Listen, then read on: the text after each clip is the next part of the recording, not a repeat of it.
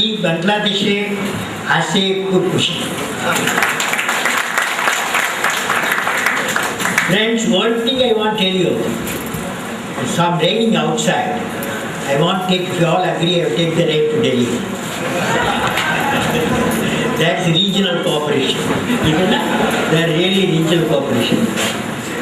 Honorable Janab Syed Ashraf Islam, Minister for Local Government and Rural Development, Cooperatives.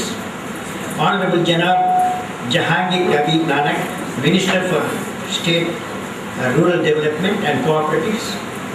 Honorable Sri Bandit Saran, High Commissioner of India. And Dr. Durga Prasad Podial, Director General of SIDAP. And Dr. Sasat Effendi, DG Designate. And Mayor Kandi Majumdar, Secretary Rural Development Cooperatives. Excellencies, Honorable Parliament members, and all the distinguished guests and members who are interested in the economic development and rural development of our people. Friends, today, last 10 years I was in the area of one specific area, that is Pura. Pura means providing urban amenities in the rural areas. So that always there is a pressure on Dhaka, New Delhi, big cities from the rural area, because they see a lot of amenities. Electricity is there, water is there, some employment potential, they presume that the employment potential, there is always tremendous migration. I don't want the clean culture of villages and a clean way of life should be lost. So that's why Pura providing urban amenities in the rural areas. Friends, today we are discussing about integrated rural development. Look at the input for rural economy, especially agriculture. The water of rivers which run across the nation, the air and rain-bearing clouds which span across the regions, the soil patterns are all unknown to national boundaries. They don't need visa to move between nations. It's a nice thing, They don't have the problem of getting visa. They don't need visa to move between nations, do they? Similarly, in globalized world, the market for the final product coming from a village, maybe hundreds, even thousands of miles away from the origin, will move as a product. Today, rural products can be manufactured and sold manufactured and sold in diametrically opposite ends of the planet, provided technology and marketing expertise are built in the nations. Friends, when our inputs are international, when our outputs are also international, it is time to think rural development is an international regional agenda. I would like to consider it a regional agenda. I am happy that SIDAP is doing this task, and today I will be focusing on this agenda. I am indeed delighted to deliver 33rd Foundation Day lecture at Center on Integrated Rural Development for Asia Pacific at Dhaka. My greetings to all the ministers, parliamentarians, officials, diplomats, experts and guests from different nations present here. When I am here with all of you, I would like to share my thoughts on the topic Sustainable Development System for Asia Pacific. Sustainable Development System for Asia Pacific. I am glad to know that SIDAP has the mission of being an intergovernmental organization mandated to facilitate the provision of services that will influence a policy formulation and program action towards rural development, poverty elimination through a network of SIDAP countries.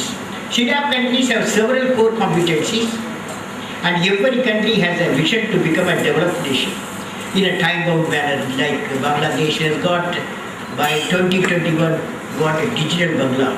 So it looks to be India has got vision, India 2020 vision for prosperity and peace by 2020. So let us now focus on some of them which can be collectively pooled as a mutual benefit.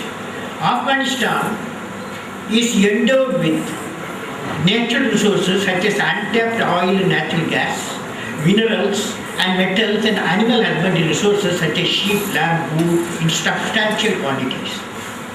Bangladesh has the core competence in utilizing biodiversity, mobilizing water resources and value addition bamboo, jute and marine products. Iran is known for its energy resources such as rich culture, law, and Vietnam is recognized one of the rising economies with richly skilled people. India over the years has established itself well in IT and e-connectivity. Philippines has a global name in the area of hospitality, nursing and care. Nepal, Fiji and Thailand for their tourism and industry. Pakistan has created a name for itself, cotton, textile, apparel and also Bangladesh. Sri Lanka is known for tea and rubber processing. Myanmar is known for precious stones, particularly rubies. Malaysia is known for fruits and vegetables farming global standards. Let us see how these national competitive advantages can be harnessed for accelerating the transformation of the region as a whole, also address the challenges faced by the global community. What are the global challenges?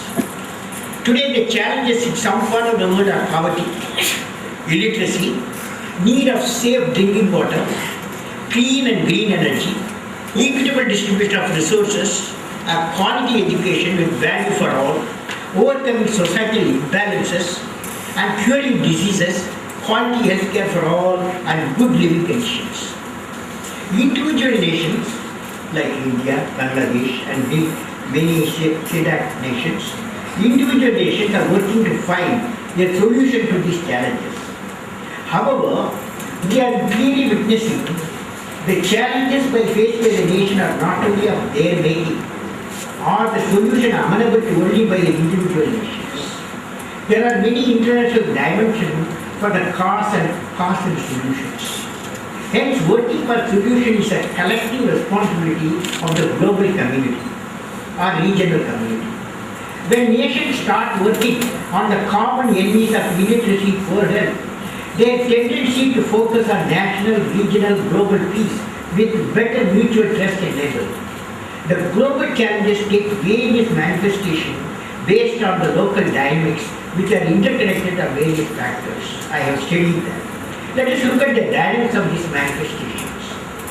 The world today is intimately connected to four rapid challenges. They are environment, people, economy and ideas. We all know that global warming and climate change are no longer a problem of individual nations. They are planetary problems. In the present time, a single product may be made out of components sourced from multiple continents and provide services to markets far off from their place of origin. We also saw how the economic turbulence originating in one part of the globe, even now shaking the whole world.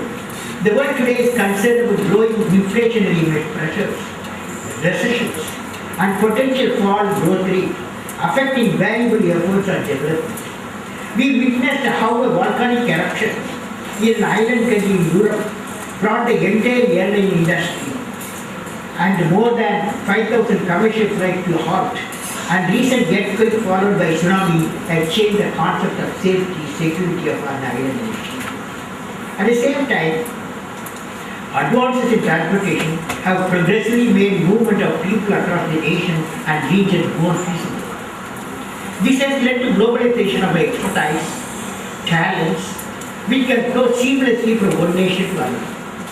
This also has led to the globalization of human diseases, the most recent instance being of a different kinds of flu which rapidly spread across the globe and threatened the entire humankind.